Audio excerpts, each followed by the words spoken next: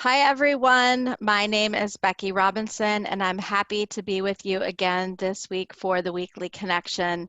And I'm really happy to be reconnecting with my friend, author, and speaker, Scott Mautz. Welcome, Scott. How are Hey, you? hello, hello. I guess as good as you can be doing in these insane, crazy times. So, hope everyone out there in your platform is doing as well as they can under all the conditions we're all dealing with right now. Certainly so. So I'm so happy to see many of you logging on, and I'd love to invite you to give a shout out to where you're calling in from today and also to answer our daily prompt, what are you grateful for? You know, one of the things that I feel especially grateful for in this moment is that I've had the opportunity to meet so many amazing thought leaders in the building of my business, Weaving Influence, including Scott. And, you know, we're not currently working together, but it's so great to see you again. Scott, would you share with us what you're grateful for today? I am grateful that in the grand scheme of things, I'm a speaker and an author. And while my livelihood has certainly been affected when there's no live events, I'm still thankful that, I have the wherewithal to shift and to pivot as much as I can within my own industry. There are many people out there that their job is their job, and when it's gone, and they have to wait until something reappears. So I'm thankful that at least I have the ability to pivot within my industry and line of work. That is super helpful. So welcome to Erica. She's grateful for sand and surf and had a very cathartic beach visit last night. Awesome. Kelly is grateful for sunshine and good books. Rob is grateful for another week working from home. Kristen in Columbia, Missouri is grateful for friends who are willing to help others. Welcome to Nora in Honolulu, Hawaii, who's grateful to be working. And, you know, as we get started today, I wanted to take a quick moment, and there are fewer of us than usual because someone, and that someone is me, based on sending our email out this morning. And so, you know, potentially people didn't see the reminder of today's event. Nonetheless, though, we wanted to launch a quick poll just to see where everyone is, you know, as this coronavirus pandemic continues, as many of us in our communities are seeing a lot of unrest and protests, and as many of us are dissatisfied with our own ability to foster equity and to welcome people of difference. I'd love to know which of these topics are really present for you today. So I wrote a quick poll before we got started, and I'd love to hear your input. Which of these topics or concerns or worries or challenges is grabbing your attention right now? You can feel free to answer more than one. Are you still concerned about the virus? You know, are you compelled by the recent diversity issues? Are you still adjusting to remote work? Are you thinking about the upcoming elections, about civil unrest, or about other personal issues that are unique to you, which we all have? So I'll give you a few moments to go ahead and answer the poll. Um, and, you know, I think my own answer is something like all of the above. Scott, how about you? Yeah, it's all of the above very clearly. All right, so I'm going to go ahead and end that. And it looks like, you know, the interestingly enough, the one that is not uh, present for the folks who answered the poll is adjusting to remote work. You know, that said, I think that as leaders, one of the challenges that we have in our current times is knowing how to support our colleagues in the midst of all of these various concerns. And I know with my team, I'm always thinking about, okay, I'm juggling a lot of work tasks, but how do I give the proper attention to the relationship dynamics of everyone dealing with so much stress in the world? So before we dive into our conversation today, I want to go back, Scott, and share your bio so that folks know a bit more about you. So Scott is a high octane speaker expert, and he is skilled at igniting peak performance and deep employee engagement, motivation, and inspiration. Scott hails from Cincinnati, Ohio, just like Denise, who's on the call today. And he's a Procter & Gamble veteran who successfully ran several of the company's largest multi-billion-dollar businesses. Scott is also an award-winning best-selling author. He's a faculty at Indiana University's Kelley School of Business for Executive Education. He's a former top Inc. columnist with over 1 million monthly readers and a frequent national publication and podcast guest. So we were just talking about the unfortunate situation with Inc. and how many of their columnists were recently let go in the midst of budget cuts related to COVID. So it's my hope, Scott, that that will rebound and that we'll be able to read your magical writing on Inc. in the future. Right on. I So appreciate that. yes. So, Scott, you wrote a really amazing article called The Seven Laws of Effectively Leading from a Distance that went viral. And I would love to just dig in a little deeper on that and talk to you about why you think that article went viral and find out if you can talk with me about some of those seven laws.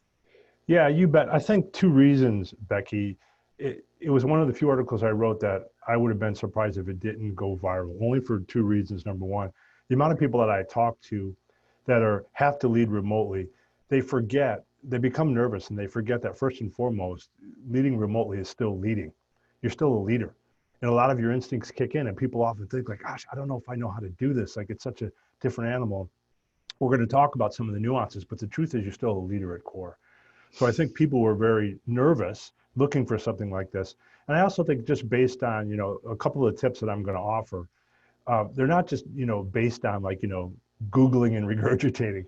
They're based on the fact that, I worked for a pretty big company, Procter and Gamble, for over 2 decades and was deeply involved in managing remotely, internationally. In fact, I had people that reported to me from half a world away.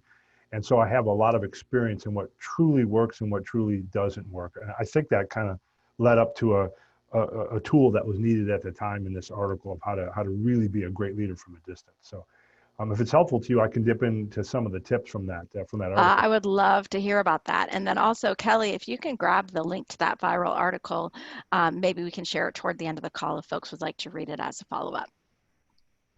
So let's dive in. Tell me about some of the most impactful laws that were in that viral article. Sounds great, Becky. And I'll be surprised if some of these at least don't resonate with you because you and your company, you manage remotely now as well in the midst of this pandemic, like so many of us. So, Yes. the one I think, the one that I always start with is how important it is to remember the need to replicate the human condition for face-to-face contact. And it sounds obvious, but a lot of people think managing remotely means I can jump on a phone and make a phone call and that's okay. But the truth is, this blew me away when I discovered this. We now know from research that 55% of communication as human beings comes from body language. 7% comes from the words we speak. So what I often tell people is not just don't forget that it's about video, not just, even if you're getting tired of Zoom calls, there's a term for Zoom exhaustion now, I forget what it is. Zoom fatigue, I think. Zoom fatigue. Even if that's the case, a simple, I think helpful tip is to try to queue up the way that I am and that the way you are now on your video screen. As you can see, I have my camera placed such that you can see me and you can see me emote. I can move back a little bit more so you can see more of my body. I can move more close. Sometimes people will get on video calls and they'll get focused in so you can just see their face, but people need to see the replication of what we really want in face-to-face meetings, which is body language. So that's really important. Small thing to remember, but really, really important. I also encourage people to remember one of the laws is when you're leading from a distance, you have to remember that communication, it's a strategy now. It's not just an activity. It's not just something that you need to do. It has now gone to the level of it's literally a strategy. Like any good strategy, you have to plan for it. You have to have systems and processes in place and think it through and treat the communication patterns with people almost the level of like, what's your vision for your company? What's the core sales strategy? Well, what's your communication strategy with people now? And if you treat it that way, instinctively, we tend to know a lot more to do. It's the leaders that think like, okay, one of the things I have to do today is to communicate with my people remotely. And you don't put enough of effort into it if you think about it that way. So can you talk a little bit about what a communication strategy might look like? So you're saying it doesn't look like, when I get up in the morning, one of the things on my list is I have to communicate remotely with my team. It needs to have a bigger context or maybe Yeah, purpose behind it. right. So what would that be?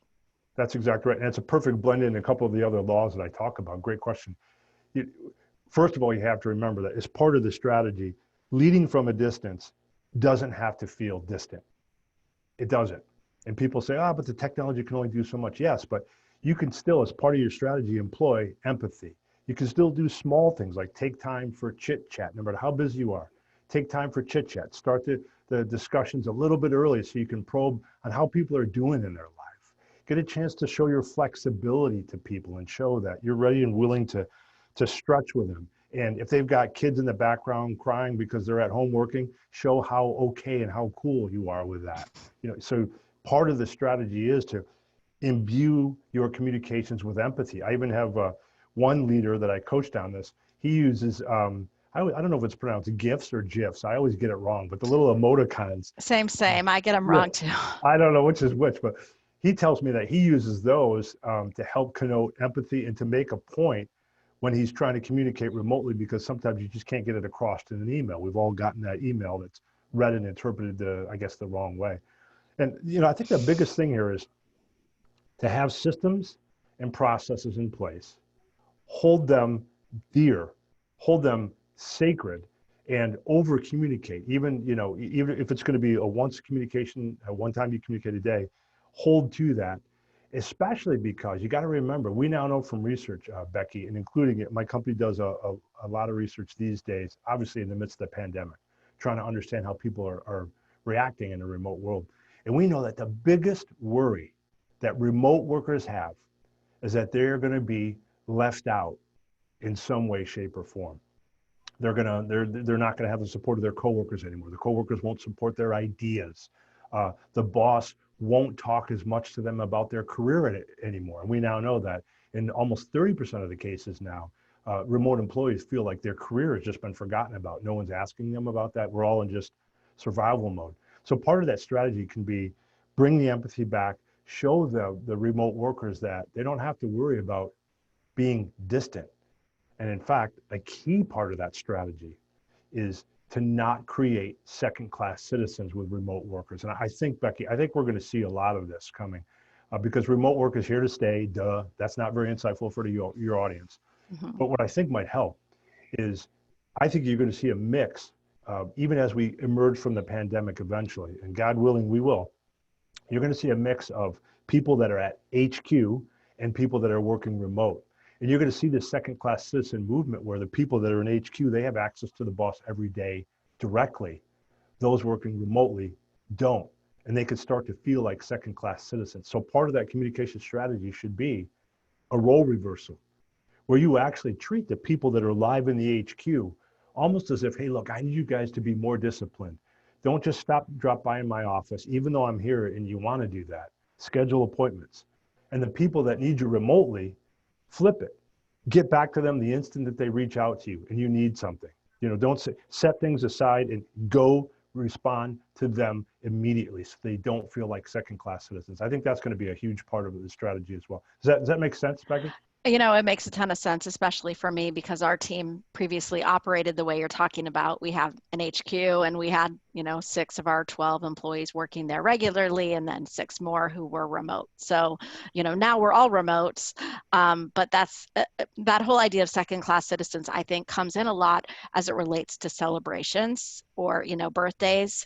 And, previously the way we handled that was, before budget cuts, that our remote team would receive a birthday card with a gift card in it. Our local team, we would do a quarterly birthday lunch for those of us who had a birthday. But it's hard as a leader when you have people with you, and it's fun to go out and eat to not be acutely aware of the people who aren't able to participate in that. So it's hard. I find that very hard to overcome.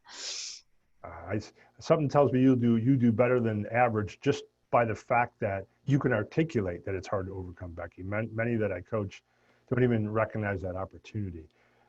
Which leads me to another one of the laws that I think is worth mentioning that I talk about in this article, which is leading effectively from a distance. One of the golden rules is to manage by objective and not by observation.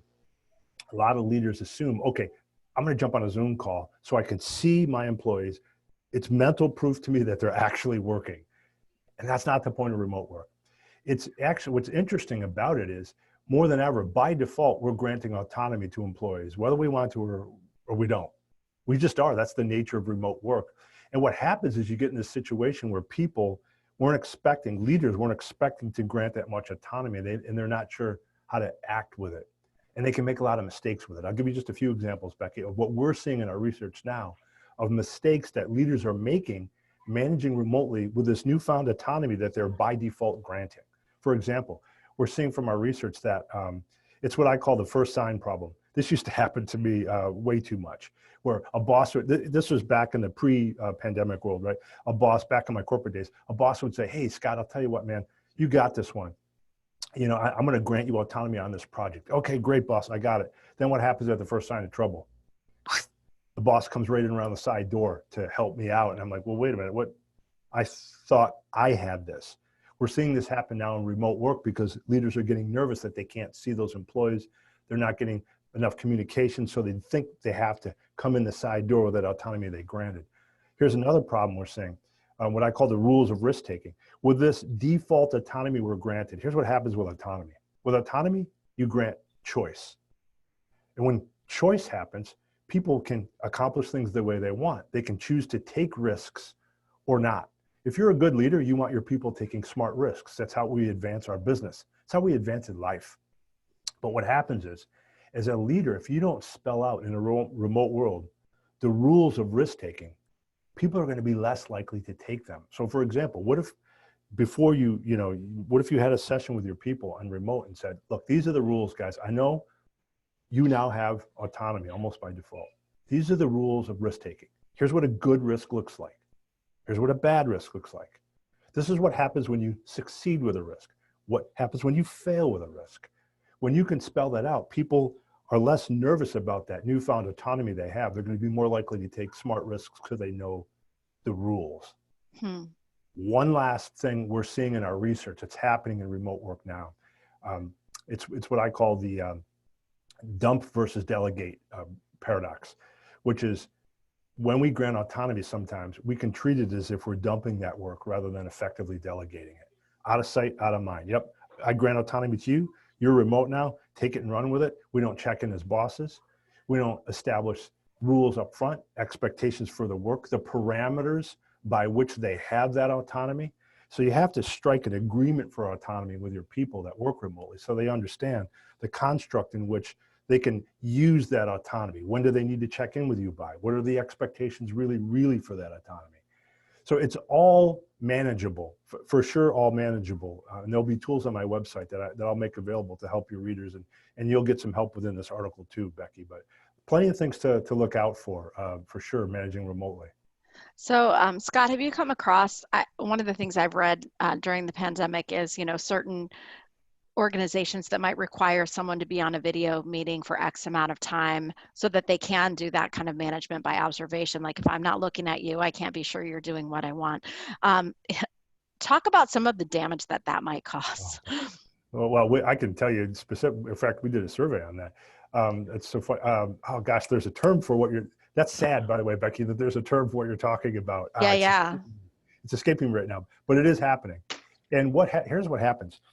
People, it's called Big Brother syndrome. It's called Big Brother syndrome because people now, you have a very visceral, iconic signal that you are being watched. When you're in an office, it's more subtle. The boss is kind of keeping an eye on you. He or she will pop in. They'll ask coworkers about what you're doing behind the scenes. They'll control freak you in different ways. In the remote world, they do it literally by getting on a camera like Big Brother and watching you. It has a very deep visceral impact it multiplies the lack of trust. So if you have a relationship that's trusting, you're probably okay. As long as you're getting on the video call and you're showing that, empathy, it's a strategy like we talked about before. You're over communicating, you're taking time to ask about the person personally, you're fine. If you're anywhere less than strong relationship, trusting, it's going to be trouble because people are going to see that as a signal that they are literally being watched. And it's going to register the wrong way and trust just spirals down from there. And then they start to withhold information, the employee, because they don't want to say something stupid because they know they're being watched. And then that creates more distrust with the boss because the boss feels like the employee is withholding information. So it's a negative spiral that you really have to avoid. So as you're using video contact, it has to be with the intent and intention, not a sense of distraction to it. which, by the way, we also know one of the laws is you have to be very choiceful with the technology that you use. We're seeing right now that in some cases, companies are flooding their employees as they work remote with too many tech tools. And I always say, pick your one video tool that you're going to use. If it's Zoom, great. If you want a group chat tool like, well, there's so many. Slack. Slack, there's Slack, whatever. Use that. Pick one and use it. No more than 4 or 5 tools. This, not my research. Other research I've come across shows when you go past the threshold of 4 or 5 technology tools you're asking people to use remotely, productivity starts to decline rapidly, like by increments of 10 to 20% at a time with every new tool that you add. And on average right now, we're wasting an hour of productivity at home learning how to use these tools. I think of myself, and that's right. I mean, how many times, Becky, have you been on a call where you're like, why isn't the internet working today? Why isn't the chat? People didn't send this, right? And next thing you know, you burn 45 minutes. So you have to be careful of that. Yeah, certainly so. So I'm curious for those of you who are live with us today, what questions you have for Scott to follow up on any of the rules that he's shared so far, or any of these laws of leading remotely that are resonating with you. What occurs to me, Scott, is as a leader, one of the most challenging things I think I face is this balance between leading and pouring into the team and then the work that I have to get done every day to keep the business running. So do you have any recommendations about like how to manage the juggling act or, the extreme fatigue that's coming as a result of the various and unrelenting demands that leaders may be facing? Yeah, it's the same piece of advice that I give people that on the other side of the coin. So we're talking about how to lead effectively. Well, how do you work effectively remotely as an employee? I have a whole different set of tips I can talk about there, but one of those is the importance of setting boundaries. And it sounds so pedantic. It sounds so easy, Becky. Like, I'm going to sit here and tell you and busy remote leaders that you need to set boundaries. Like, you don't know that. But the truth is, our research shows us over and over again, the managers that suffer the most in a remote world, or frankly, otherwise, in just a pandemic-driven world where the business might not be where it needs to be. And you get, you get what's called the waterfall effect, which I'll explain quickly, and you'll see why it's relevant. We're now seeing, and I'm describing this, I described this in a new book I just submitted the manuscript for. It's called the waterfall effect, and here's what happens. If you can imagine a waterfall, right? At the top, you have turbulent waters, especially for most companies are in turbulent waters right now. And then what happens is the water goes over the cliff and the water's in a free fall. Well, the truth is every particle of water in a waterfall affects the path of the other drops in the waterfall. It's gravity. You can't avoid it. And what happens in times of pressure and tension is it kind of flows downhill. That person and the leader that you thought your leader was, they change. They're under stress. They say things they wouldn't have normally said to you. They go off on tangents. They get frustrated. They're shorter with you than you ever thought that they would be. And that changes you. And then your path changes another drop of water. And then your path, and so on down the line until, before you know it, gravity has affected everybody down the line. So to your question, one of the most important things to remember is, as you set those boundaries, why do you need to set those boundaries? You need to set them. I find the why behind it so powerful, because when you do, you avoid the waterfall effect. Not only will you take care of your own life, which of course that, if you set boundaries, it helps your own mental well-being. But if you set those boundaries, you become more in control, less stress, and you don't engage in the waterfall effect. You don't affect the people below you negatively. They see you in the midst of stress and crisis as strong, confident, a whole part of yourself, and encouraging them to act the same way and not to fall a victim to the stress. So very, very powerful to keep that in mind. Much easier said than done, I know. Thank you, Scott. So Laura has a question in the chat. She's wondering what recommendations you have for welcoming new staff members in this remote world. Great question. I often say that it's where the instincts of leadership should kick in. Take off the word remote for a second and just think about leading a team, not just a remote team. And what would you do to welcome a new person in the world, right? Some of the things you would do is help everybody on the team understand, and again, set aside remote for a second. You would help everybody on the team understand who that person is, where they're coming from, what their role is, And as I like to say, what's their role in the assembly line? Well, that's not literal, but you get the point. Making sure that everybody understands what's expected of that new person, what strengths they bring to the table, how they're going to interact. You set them up right out of the gate with, now here's where we are going to put the remote filter on. You can do all of that in a remote or live world, but now you can start creating remote buddies for them. I know Zapier does this, where you can partner that new person with one or two other people to make sure that those two people are required to connect more often than not, to kind of create some kind of camaraderie and some kind of shtick together, trying to Mhm. replace the fact that he or she may not have that because of the live environment anymore. So it's a lot of the same instincts that you would feel in leading a team. Write those down first, and then ask yourself, how might I replicate that in a remote world? That's a really great bit of advice. Thank you, Scott. So we're going to take one more question, I think. Nora's wondering, is there a mantra or reaffirming statement that you go to or say to yourself to help maintain emotional and mental balance and avoid the waterfall effect? Yeah, outstanding. And there is. I can't tell you, I talk about this in keynotes, and I can't tell you how many times I tell individual people that I coach or try to help, which is, it is so important.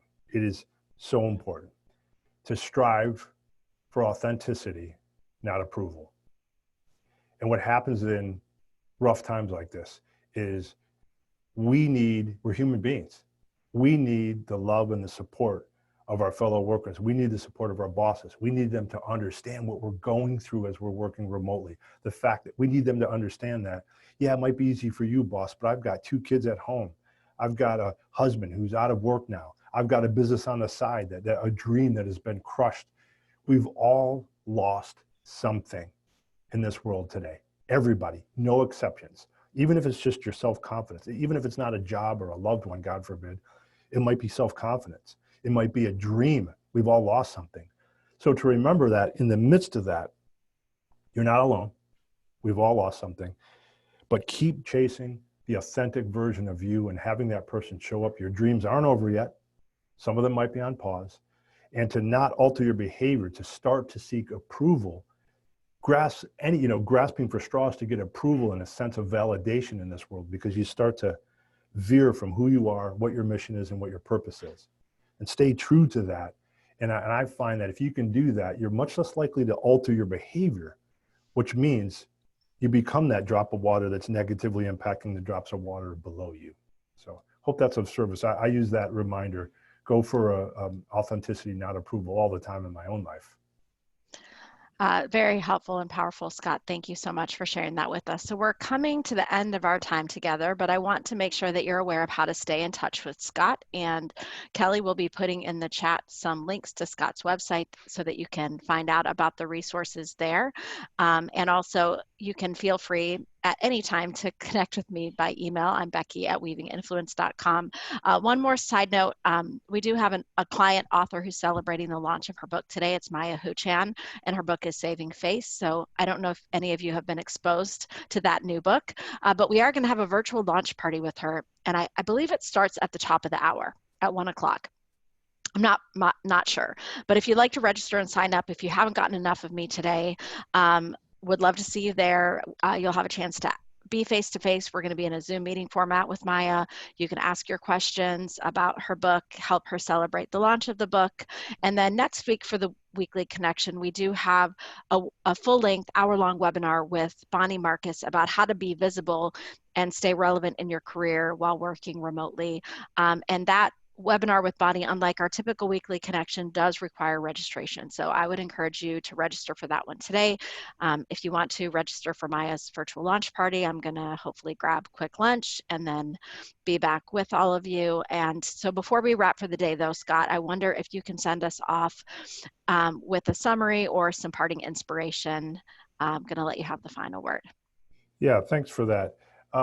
If folks want to read the article, 7 Laws of Effective Leading from a Distance, you can go to my website, scottmautz.com. But I don't want to make this about me. I want to share something that really helps me in these times, because like many of your listeners, Becky, this has been a hard time for me too. My business has been materially affected. But I'd leave this as parting wisdom, especially in times like this. It is so important to remember that the only comparison that matters is to who you were yesterday and whether or not you're becoming a better version of yourself each and every day. Because what happens in times like this is we get caught up and I wonder how other people are they thriving and or are they just surviving like I am?